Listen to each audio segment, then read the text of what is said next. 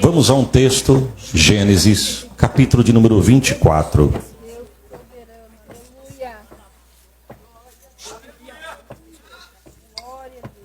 Gênesis 24. Enquanto os irmãos procuram, eu também quero deixar uma vez mais registrado sobre este altar uma palavra de gratidão a Deus pelo privilégio e a oportunidade que Deus me concede de retornar a este estado, em especial nesta casa de oração. Sou grato a Deus. Digo aos irmãos, sem demagogia, para mim estar aqui é um privilégio. Deus tem me dado a oportunidade de andar em alguns lugares no estado dos irmãos, no Paraná.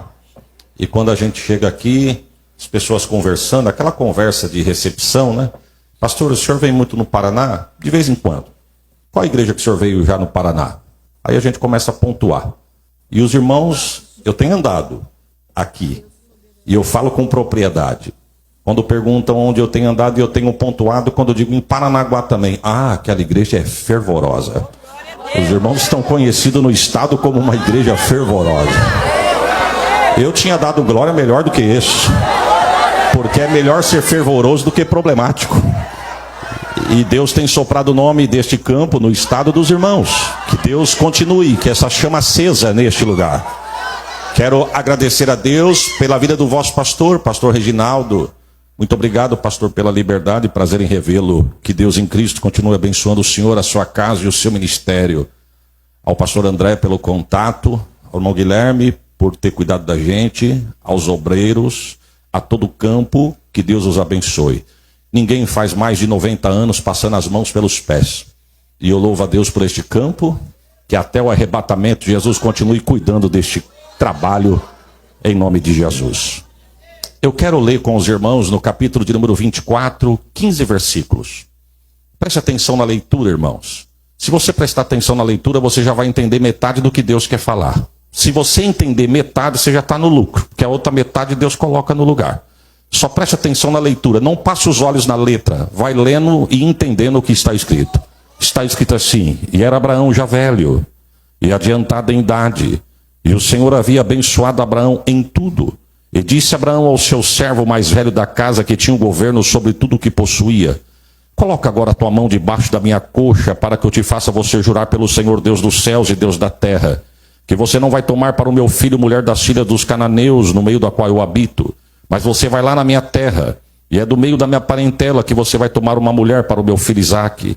E disse-lhe o servo: porventura, se eu for lá achar a moça, e a moça não quiser me acompanhar, eu volto aqui e faço teu filho tornar a terra da onde tu saíste? E Abraão lhe disse: guarda-te que não faças lá tornar o meu filho. O Senhor Deus do céu, que me tomou da casa do meu pai, da terra da minha parentela, e que me falou e que me jurou, dizendo: a tua semente eu darei esta terra, é ele quem vai enviar o seu anjo adiante da tua face, para que de lá tomes uma mulher para o meu filho Isaque. Se a mulher, porém, não quiser te acompanhar, você vai estar livre do teu juramento, tão somente não faças lá tornar o meu filho. Então, pôs o servo a sua mão debaixo da coxa de Abraão, seu senhor, e jurou-lhe sobre este negócio. E o servo tomou 10 camelos dos camelos do seu senhor, e partiu, pois que toda a fazenda do seu senhor estava em sua mão. E levantou-se e partiu para a Mesopotâmia, para a cidade de Naor. E fez ajoelhar os camelos fora da cidade, junto a um poço de água, pela tarde, ao tempo em que as moças saíam para tirar água. E orou ao Senhor, dizendo: ó Senhor, Deus do meu senhor Abraão, dai-me hoje um bom encontro, faça beneficência ao meu senhor Abraão. Eis que eu estou em pé junto à fonte de água, e as filhas dos varões desta cidade saem para tirar água. Seja, pois, que a donzela que eu disser: abaixa agora o teu cântaro para que eu beba, e ela disser: bebe, também eu vou dar de beber aos teus camelos. Que seja esta quem designaste a teu servo Isaque, e que eu conheça nisso que tu fizeste beneficência ao meu senhor. Verso 15. E sucedeu que antes que acabasse de orar, eis que Rebeca, que havia nascido a Betuel, filho de Milca, mulher de Naor, irmão de Abraão, saía com o seu cântaro sobre o seu ombro. Quantos dizem amém, irmãos? Tome assento em nome de Jesus. Me ajuda, Jesus. Irmãos, eu quis ler com os irmãos até o verso de número 15. Na verdade, o capítulo ele é extenso. O capítulo vai até o verso de número 67. Mas eu quis ler com os irmãos até o verso de número 15, porque para mim, Os principais personagens deste texto estão até o verso de número 15. Até o verso de número 15, a Bíblia vai falar de 4 pessoas. Quantas pessoas eu disse? A Bíblia vai falar de Rebeca, que é a moça que está sendo procurada. Ela está sendo procurada por Eliezer. Eliezer procura Rebeca para servir de esposa para Isaac. Isaac é o filho de Abraão, que é onde tudo começa. Aonde tudo se inicia entre Deus e este homem chamado Abraão. O céu olhou para este homem, fez um pacto com ele. Deu a ele uma bênção de uma envergadura espiritual tão tremenda que os anos se passaram e nós estamos debaixo da bênção que Deus prometeu a este homem. Deus falou para Abraão: Abraão, em ti serão benditas todas as famílias da terra. Eu já tinha dado glória porque Deus está dizendo que a tua família está debaixo dessa promessa também. Então, e o que me chama a atenção é como o escritor começa a falar deste homem. O verso primeiro, o escritor começa dizendo: e era Abraão já velho e adiantado em idade. Perceba que o escritor já começa dizendo que Abraão ficou velho e a idade já estava adiantada. Mas na verdade ele está dizendo o que Deus havia prometido para Abraão. Você vai entender. Porque quando nós formos estudar a vida deste homem, nós vamos pegar algumas datas que marcaram a trajetória deste homem com Deus. Por exemplo, quando Deus chama Abraão no capítulo 12, ele tem 75 anos de idade. No capítulo de número 15, quando Deus volta para reforçar a promessa, ele já está com 86. Do 12 para o 15 são 3 capítulos, mas ele já está andando com Deus há 11 anos. Do capítulo de número 21 nasce Isaac. E quando nasce Isaac, a Bíblia diz que Abraão tem 100 anos. No capítulo de número 24 que nós lemos, a Bíblia vai dizer que Isaac está com 24. Se quando nasce o menino, o pai tem 100, agora o menino está com 40 anos. Se quando nasce o menino, o pai tem 100, agora no capítulo 24, o texto está dizendo que o menino tem 40, é sinal que o pai está com 140 anos de idade. No capítulo de número 12, quando Deus chama Abraão, ele tem 75. E no 24 ele está com 140. Do 12 para o 24 só são 12 capítulos, mas já são 65 anos que esse homem está andando com Deus. Aí você vai entender o que o escritor quis dizer na parte A do verso. E era Abraão já velho e adiantado em idade. Mas a cereja do bolo vem na parte B do verso, quando ele conclui dizendo: mas o Senhor havia abençoado Abraão em tudo. O que o escritor está dizendo é o seguinte: a idade chegou, o tempo passou, mas o que Deus falou não caiu por terra. Levanta a tua mão, sustenta para o alto que eu vou liberar uma palavra. O tempo pode passar, a idade pode chegar, mas pode dar glória, porque o que Deus te prometeu não vai cair por terra. Não foi isso que a irmã cantou aqui agora? Oh, glórias a Jesus. E Deus, irmãos, quando Deus vai chamar Abraão no capítulo de número 12, me perdoa a minha linha rasa de raciocínio, a palavra é muito profunda, a minha mente é muito rasa, mas você vai entender o que eu quero dizer. Deus, quando chega no capítulo 12, Deus não bate palma, não toca campainha, não pede licença, não dá a paz do Senhor. Deus chega chegando. Deus chega no capítulo 12 na tenda de Abraão e fala mais ou menos assim: Abraão, sai da casa do teu pai, do meio da tua parentela e vem comigo para uma terra que eu vou te mostrar. Aonde fica a terra? Vem comigo que eu vou te mostrar. Para que banda que é a terra? Vem comigo que eu vou te mostrar. O que tem na terra? Vem comigo que eu vou te mostrar. Para a banda que está a terra? Vem comigo que eu vou te levar lá. Não tinha GPS, não tinha Waze, não tinha Google Maps, mas tinha a voz de Deus dizendo: vem comigo que eu vou te mostrar. Ele aceita o desafio e ele começa a caminhar com Deus. E por causa do horário eu saio do capítulo 12 e vou para o 23. No capítulo de número 23 a Bíblia vai dizer que Sara morre.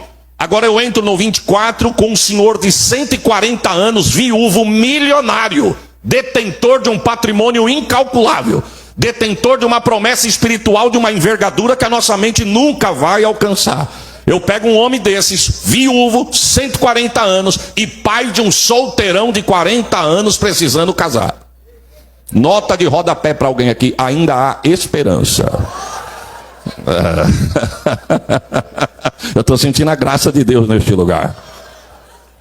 Quem que Abraão chama? Eliezer. Eliezer é o mordomo da casa. Volte aqui. Eliezer é o mordomo da casa. Aquele que lá por meados do capítulo 15, Abraão acha que é ele que vai ser o detentor da promessa. Abraão chama ele e diz assim: Eliezer, começa um diálogo. Me permita parafrasear. Se você prestou atenção na leitura, tu vai entender minha linha de raciocínio. Ele chama Eliezer e começa um diálogo mais ou menos assim: Eliezer, vem cá. Coloca agora a tua mão debaixo da minha coxa, que eu quero fazer quero que você me faça um juramento para mim adiante do meu Deus. Eliezer olhou e falou: espera aí, eu posso até colocar a mão debaixo da tua coxa, eu posso até lhe fazer uma promessa, mas antes de eu fazer a promessa eu preciso saber o que eu tenho que prometer. Mas por que você está com medo de prometer, ô Eliezer? Porque eu não posso fazer para este homem qualquer promessa. Esse homem não é qualquer homem. Esse homem é o pai da fé. Esse homem é um amigo de Deus. Oh, glória. Ele e o Deus dele é assim, ó. E eu não posso prometer uma coisa que eu não vou cumprir, porque senão eu vou quebrar princípio. Sabe o que é isso, irmãos? É respeitar a liderança. Porque a unção que eu respeito é a unção que eu atraio.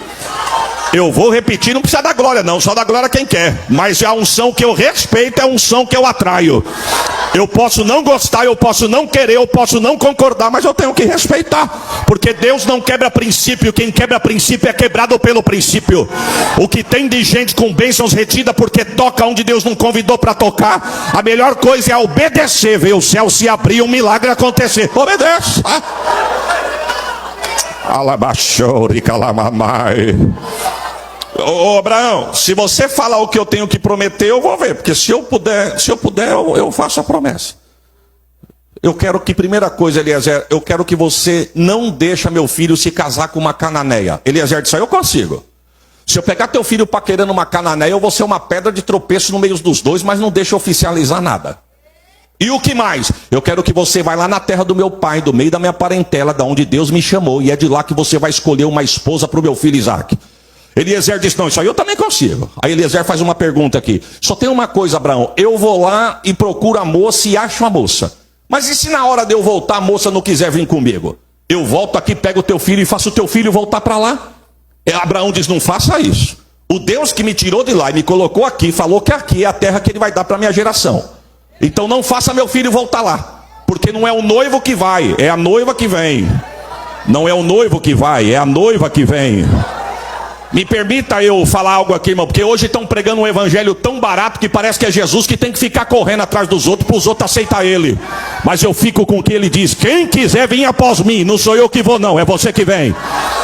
Toma a tua cruz diariamente, negue-se a si mesmo e segue-me.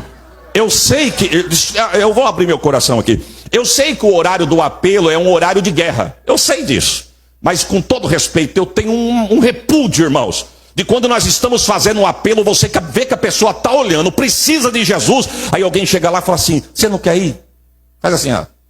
Aquilo me dá um furniquito, irmão. Jesus é coisa tão boa para a pessoa ficar fazendo cara de desdém, como se Jesus precisasse dele. Quer subir? Quer ir no dia do arrebatamento? Tem que ter o nome escrito. Se aceitar, o nome é escrito no livro da vida, senão não. Não sou eu, não é ele que tem que correr atrás de mim. Sou eu que tenho que correr atrás dele. Final de feira em São Paulo, não sei se aqui tem feira de rua, mas lá em São Paulo, final de feira, se você for no começo da feira, uma manga custa R$10. Vai meio-dia para tu ver quanto custa a manga. 3 mangas por R$10. Por que no começo da feira uma por 10 e no fim é 3 por 10? Porque final de feira está amadurecendo e vai apodrecer. Feirante quer queimar para mandar embora. Nós não quer queimar Jesus, não. Nós quer ficar com Jesus. Você pode dar um glória por esta palavra? Não é o noivo que vai, é a noiva que vem. Se você for lá, Eliezer, achar a moça, e a moça não quiser, você está livre do juramento. Eliezer diz, não, então agora eu prometo. Coloca a mão debaixo da coxa de Abraão, faz o juramento, arranca a mão e ele vai começar a se preparar para a viagem. Primeira coisa que a Bíblia diz que nós vemos aqui nessa noite que ele vai fazer é pegar 10 camelos dos camelos do seu Senhor. Quantos camelos ele pegou? Esqueça de mim, mas não esqueça da palavra. Quantos camelos? 10 na Bíblia fala da plenitude que Deus quer me usar. Seguro glória. Deus quer nos usar com plenitude. Mas para ele me usar com plenitude, a minha ferramenta tem que estar afiada. E vou dar uma notícia, nem a ferramenta é nossa. Quem dá a ferramenta é Deus, mas quem afia ela sou eu e você. Quer pregar? Vai estudar. Quer cantar? Vai ensaiar. Quer ter poder de Deus na vida? Vai orar e jejuar. A ferramenta quem dá é Deus, mas quem afia ela sou eu e você. É fácil eu ver gente no mistério e querer entrar no mistério também. Papagaio copia, mas ter o mistério de Deus é só para quem busca. É só para quem tem ferramenta afiada. Aqui não acontece isso, só lá nas minhas bandas que acontece. Mas eu tenho pavor quando a gente olha no culto para quem canta e diz assim, irmã, irmão, dá para cantar um hino? A pessoa diz, não dá para cantar hoje? Não, não está bem? Não, bem eu estou, mas o senhor não avisou. Continua assim que você vai longe. Mas precisa avisar? E se eu ensaiar e não tiver oportunidade? Vou ensaiar à toa? E quem diz que é à toa? Quem dá a ferramenta é Deus, quem afia é você. Vem ensaiado. E se eu não cantar, guarda no óleo. E quando a oportunidade vir, tu dá um tiro de glória e deixa o nome de Jesus ser glorificado. Ou tu acha que Davi se preparou para lutar com o gigante na hora da guerra? Não, senhor. Kevin Corner diz que quando ele entra na tenda de Saul, Saul pergunta para ele, o que você sabe fazer? Cantar, tocar compor, pastorear e dar pedrada. Pega o texto. Mas você vai assim? Não, para ele eu não canto, para ele eu não toco, para ele eu não componho, nem vou compor nada e nem pastorear. Para ele só sobrou pedra. E o hino vai dizer que na mão de quem tem unção, uma pedra vira bala. Se a tua ferramenta estiver afiada, o nome de Jesus vai ser glorificado. Deus vai te usar com plenitude. Aleluia. Ele pega 10 camelos, se prepara para a viagem. E ele pega, a Bíblia diz que a fortuna de Abraão está na sua mão. Ele é o ministro da fazenda do patrimônio de Abraão. Só que ele coloca na mala tudo que uma noiva precisa de adorno para o dia do casamento. Ele abre a mala, pega toda a preparação para adorno de uma noiva em ouro. Coloca na mala, monta no camelo e parte para a Mesopotâmia. Sabe quantos dias de viagem? Diga comigo, 30. Ele chega na terra de onde saiu Abraão no capítulo 12. E ele chega na boca da entrada da cidade. E a pergunta é: o que fazer? Quando se sabe o que é para fazer, mas não se sabe como fazer. Se tivesse lá, eu ia perguntar, irmão Eliezer, você sabe o que é para fazer? Sei. O que? Procurar uma noiva para Isaac. E como é que você vai fazer isso? Isso é que eu não sei. Eu sei o que é para fazer, mas eu não sei como fazer. Então a pergunta e a resposta são: o que fazer quando se sabe o que é para fazer, mas não se sabe como fazer? A Bíblia diz que ele desce na fonte, e a primeira coisa que ele faz, desce na fonte, segundo vai orar. Mistério. Veja o texto, irmão. A Bíblia diz que até os camelos ele colocou de joelho. Ô irmão Eliezer, camelo não ora, mas ajoelha. E quem precisa de resposta tem que descer. Vamos descer. Oh, glórias a Jesus. Irmãos, este homem vai fazer uma das orações mais desafiadoras que a Bíblia pode registrar. Eu estou falando de desafio. Oração de desafio. Esse homem vai fazer. Preste atenção no texto que esse homem vai pedir para Deus quebrar uma cultura. Você sabe o que é quebrar uma cultura de um povo, irmãos? Não é fácil quebrar cultura nem dentro do país. Eu fui pregar numa escola bíblica no Pernambuco, e café da manhã para mim é um pãozinho com manteiga, um cafezinho preto, ou no máximo um cafezinho preto com um pouquinho de leite. Esse é o café meu. Cheguei de manhã no refeitório do hotel, os irmãos de Pernambuco, cuscuz, frango cozido, batata doce e uma jarra de café com leite. E eu que era o esquisito. Estão filmando?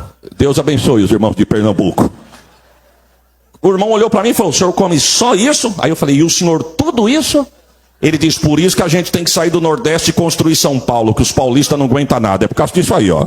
Ainda tomei um choque ainda, irmãos. A pergunta é: quem quebra a cultura do café da manhã? Estou falando uma coisa simples, mas Deus me deu a oportunidade de pisar num país saudita. Vamos falar de nação agora. E nós estávamos debaixo de um sol quente, achamos um abrigo na frente de um comércio, e de repente vimos uma geladeira de sorvete. Aí o irmão que estava comigo falou: pastor, olha lá, um sorvete, vamos tomar um sorvete? Eu falei: rapaz, é de Deus, vamos tomar agora. Eu falei: não, mas primeiro nós temos que saber se pode. Eu falei: mas pode por quê? Nosso ônibus está ali, ninguém chegou, a sorveteria está ali, é só comprar e tomar. Ele falou: não, não pode não. Aí nisso o guia veio chegando, ele falou assim para o guia: hoje nós podemos tomar um sorvete aqui? O guia falou: pode, fica à vontade. Aqui pode. Aquilo me intrigou. Eu falei para o guia: senhor, desculpa da pergunta, mas por que o senhor disse aqui pode? Ele disse: porque hoje é sexta-feira, é o dia do Ramadã. É um dia sagrado para o muçulmano. Se o senhor tomar um sorvete num país conservador ao extremo, tu perde a mão e lá se não tu perder a vida. Isso é cultura. Mas por que aqui pode? Porque aqui é um pedaço turístico. E porque é turístico, o senhor turista pode. Quem é daqui não pode. Isso é cultura. A pergunta é: quem quebra a cultura de um povo? Quem é que quebra? O que Eliezer vai orar aqui é uma oração de desafio, porque no meio da oração ele pede sinais. E ele vai pedir pelo menos 5 sinais. Ele está dizendo: Deus, não deixa eu errar. Não deixa eu errar porque eu estou com uma responsabilidade tamanha. Eu estou aqui para escolher quem vai ser a nora do meu Senhor, que vai dar continuidade na aliança que o Senhor fez com ele. O peso desse homem era gigante. Abraão estava preocupado com quem o filho ia casar. E por que Abraão estava preocupado com quem ia casar com o filho? Abraão queria nome? Abraão queria dinheiro? Abraão era detentor de um patrimônio incalculável. Abraão, nome e título melhor que o dele não tinha. Se Abraão tivesse uma credencial igual a nossa, na frente já está escrito assim, ó: Abraão, embaixo, amigo de Deus, e atrás, pai da fé. Então, na verdade, ele não está atrás de nome e título. Ele está preocupado com quem que vai entrar na geração dele. Porque Abraão sabia que uma pessoa errada no meio da casa dele poderia romper a aliança que Deus tinha feito com ele.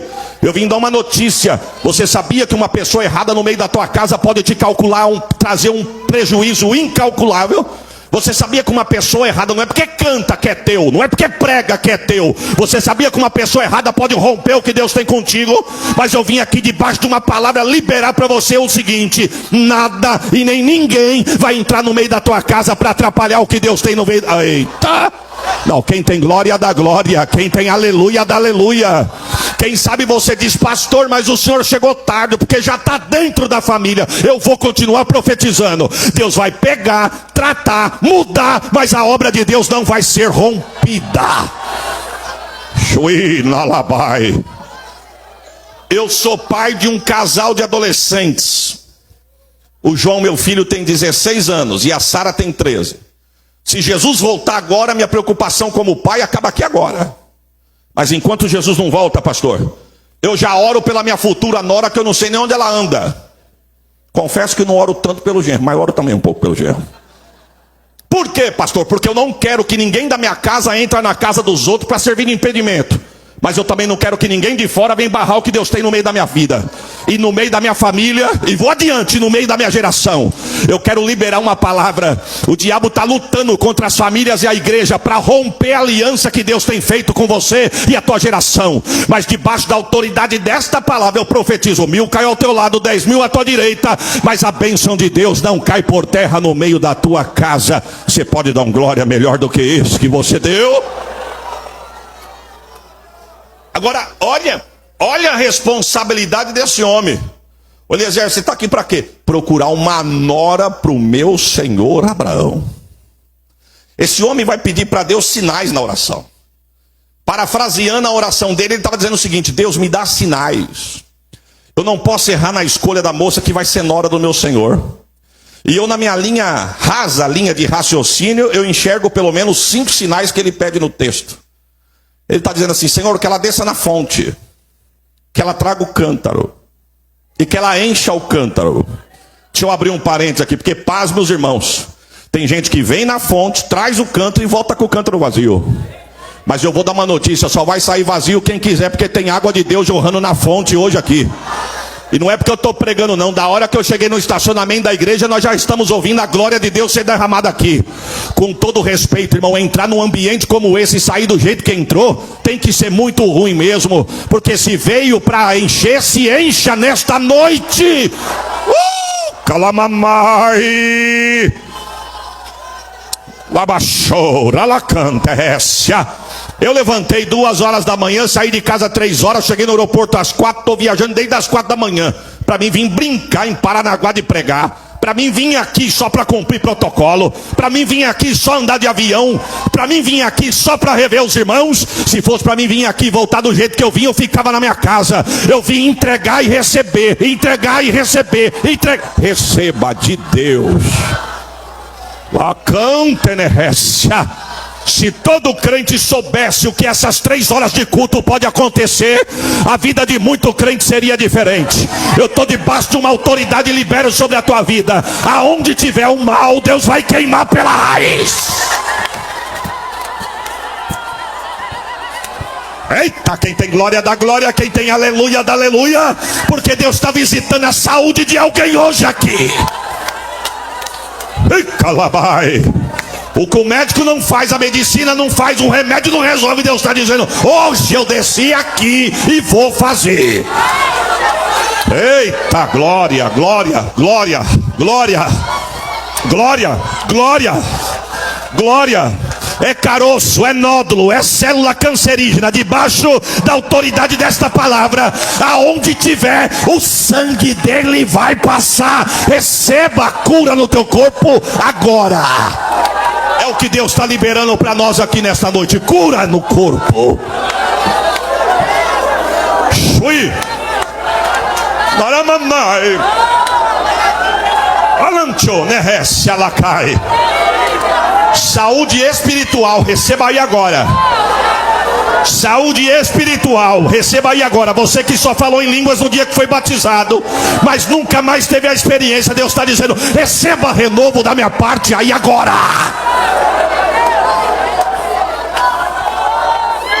Eita, pastor Reginaldo, Deus está me liberando uma palavra aqui, eu vou soltar. Aonde ele está tentando se esconder, para artimanha, para articulação no meio da igreja e do campo, hoje Deus coloca ele por terra. Vem pra guerra, porque hoje Deus coloca um gigante por terra. Deus está visitando a mocidade desta igreja aqui, viu? Os nossos filhos não vão ser devasso, não. As nossas meninas não vão ser promíscuas, não. Deus está dizendo: serão homens honrados, mulheres honradas, porque é de Deus. Receba o peso da palavra. Eita! Espírito ao contrário. Espírito ao contrário, que quer cirandar no meio dos jovens. Aqui não. Aqui não. Pega a tua bagagem e sai agora. Eita, todo encantamento na mente. Labachai. Maramamai. Alavaxergnai. E vou dizer, viu, pastor? Vou dizer que se nós não vigiarmos, tenta nos enganar. Sabe falar em línguas, sabe da glória, sabe marchar e dançar no ministério, mas nem tudo é do céu. Mas Deus está dizendo: a capa dele cai hoje no meio da igreja. Sem som. Se for para dar glória emocionada, melhor não dar. Quem tem glória dá glória, quem tem aleluia dá aleluia. Hoje ele cai por terra.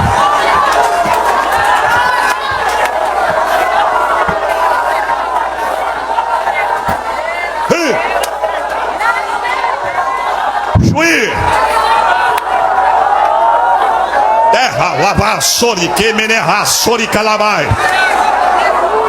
Cuida-se. Olha, irmãos.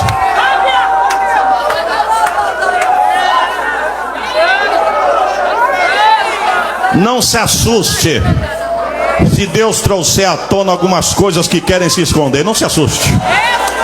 Para sair tem que se manifestar, mas vai sair. Vai sair, porque aqui tem fogo de Deus neste lugar. Há uma roda de fogo entre nós. Esta roda de fogo é Jesus. Há uma roda de fogo entre nós. Esta roda de fogo é Jesus. Quando Jesus começa a operar pecado aqui dentro, não pode ficar.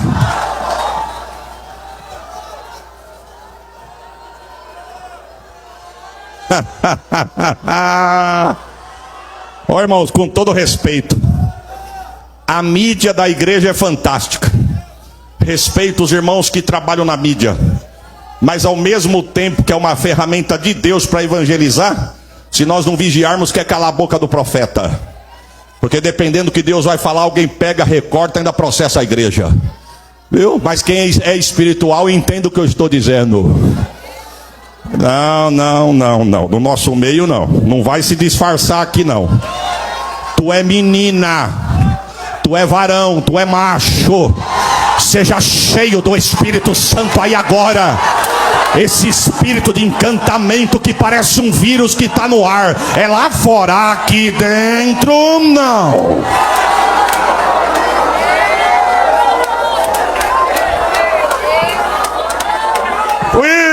Calabai. Se for necessário, Deus derruba 1, derruba 10, derruba 100, mas o temor vai entrar no coração de alguém aqui. Vamos para o texto, irmãos. Oh, Jesus, me ajuda aqui, Jesus. Quem mandou me convidar, irmão? Mas vamos para o texto. Que ela desça na fonte. Irmãos, com todo respeito, se vir num culto como esse e voltar como entrou, Ou tá com o cântaro rachado, ou veio flertar na fonte. Mas encher cântaro não veio não, veio fazer qualquer outra coisa. Deus sabe o que eu deixei dentro da minha casa. Deus sabe. Deus sabe o que eu deixei lá na igreja onde pastoreamos. Deus sabe o tamanho do peso da responsabilidade de um projeto que nós entramos para sair do aluguel e entrarmos na casa própria com os crentes. Deus sabe. Eu ir lá brincar na igreja dos outros, só para vir aqui, com todo respeito, irmãos, com todo respeito. Nunca pedi nada para pregar. Mas vou falar uma palavra forte, só vim atrás de oferta. Vai ficar na minha casa.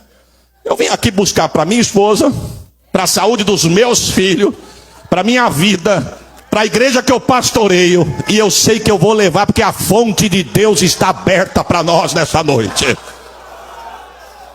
Que ela desça na fonte. Esse homem está na fonte, volta comigo aqui. Esse homem está na fonte orando. E ele está dizendo mais ou menos assim, irmão. Deixa eu parafrasear, para ficar mais raso a minha linha de raciocínio. Não é que eu sou profundo, não é que eu mesmo sou raso. Ele está dizendo mais ou menos assim: Senhor Deus de Abraão, dá-me hoje um bom encontro. Não precisa fazer nada para mim não, faça para o meu Senhor Abraão. Eis que eu estou em pé junto à fonte. Eu estou em pé junto à fonte de água, ao tempo que os varões dessa cidade, as filhas dos varões, vêm para buscar água. Sabe o que ele está dizendo? É mais ou menos esse horário que as meninas vão chegar aqui. Me dá sinais. Eu não posso errar na escolha da moça que vai ser nora do meu Senhor. E ele começa a dizer que ela venha na fonte, que ela traga o cântaro, que ela enche o cântaro. Aí ele vai pedir para Deus quebrar uma cultura. Eu vou pedir água para ela, e ela tem que me dar. Parece simples, né, irmão? Mas isso é na nossa cultura, na deles não. Porque uma moça, donzela, não falava com um homem em praça pública. Era desonra para ela. Um rabino não andava do lado da esposa.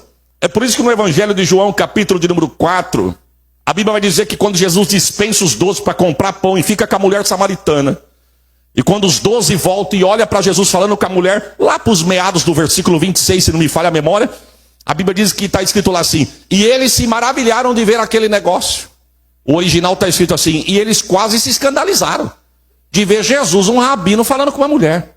Por quê, pastor? Porque é cultura, irmãos. Agora, uma moça donzela falar com um homem é inadmissível. Sabe o que ele está pedindo para Deus? Eu quero que o Senhor quebre uma cultura.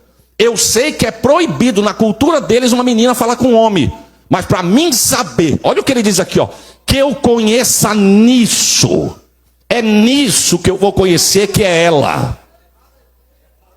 Irmãos, na nossa cultura, se um senhor de idade pedir água para uma moça e a moça negar, na nossa cultura ela é uma sem educação.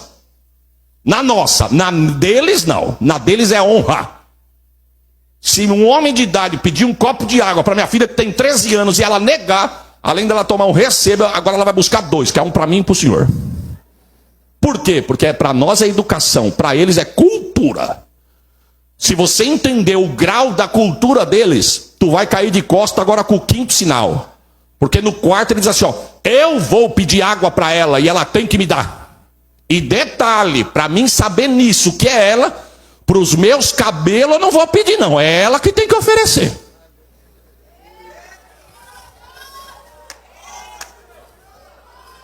Quantos camelos ele trouxe, irmãos? Tu sabe quantos litros de água bebe um camelo de uma vez só com sede? 20? Se fosse nem, tu estava fora. Há quem diga que um camelo com sede chega a beber de uma vez 100 litros de água. Ela trouxe 10. Ele. Vamos fazer uma conta aqui? Um cântaro, ele cabia de 12 litros a 13 litros e meio de água. Se a gente for calcular entre 12 a 13 litros, essa moça tinha que descer mais de 7 vezes na fonte para cada camelo. Mas para a gente não fazer uma queimação de neurônio aqui, não forçar os neurônios. Se cada cântaro coubesse 15 litros para cada camelo, essa menina tinha que descer na média 7 vezes. Ele trouxe 10, ou seja, ela teria que descer 70 vezes com 15 litros de água nas costas. Tu sabe o que é isso, irmão? Desce na fonte, enche o cântaro, sobe da fonte, dá água para o camelo. Desce na fonte, enche o cântaro, sobe da fonte, dá água para o camelo. 70 vezes. Eliezer, nós não vai sair daqui nunca. Já vou avisar para o senhor trouxe mantimento? Trouxe sustento para a caravana. Sabe quando nós vamos sair daqui? Nunca. Mas ele não mudou, não. E a Bíblia diz que a oração desse homem foi que nem uma flecha. Porque é no verso 14 que ele manda a oração para o trono. No 15 Deus pega e devolve. E o texto diz assim: e estando ele ainda orando, vírgula, chega Rebeca. Fica na fonte, porque Deus tem resposta para quem fica na fonte. Irmãos, o melhor lugar que nós podemos estar é onde Deus nos colocou. Não sei se os irmãos já ouviram eu contar isso, mas se ouviu, escuta de novo. Ninguém mandou vocês ir lá na rede social. Esperar se eu chegar aqui. Se Jesus não voltar em novembro agora, vão fazer 12 anos que Jesus me levou para Catanduva. Chegamos lá cheio de fé. Aluguei um salão, comprei 150 cadeiras brancas. Comecei bem, com 3 crentes. Comigo 4. Olha eu tirando o pastor. Eu, minha esposa, meu casal de filho. Um desafio gigante, irmãos. 147 cadeiras vazias. Começávamos o culto 7 da noite, 7h15 eu já tinha que pregar porque não tinha o que fazer. Irmã Sheila orava, a igreja pode se assentar. A igreja, minha esposa e meus filhos. Irmã Sheila estava com a oportunidade de cantar um hino. Ela chegava aqui e cantava 2 hinos da harpa. No segundo hino, colocava a igreja de pé. Eu fazia a leitura oficial, orava. A irmã Sheila vai cantar mais um hino. Acabou de cantar um hino, fazer o quê? Pregar. Que vontade de sumir daquele lugar. Mas eu viajando pelo Brasil e Deus prometendo na boca dos profetas, dizendo: aquele lugar vai ficar pequeno.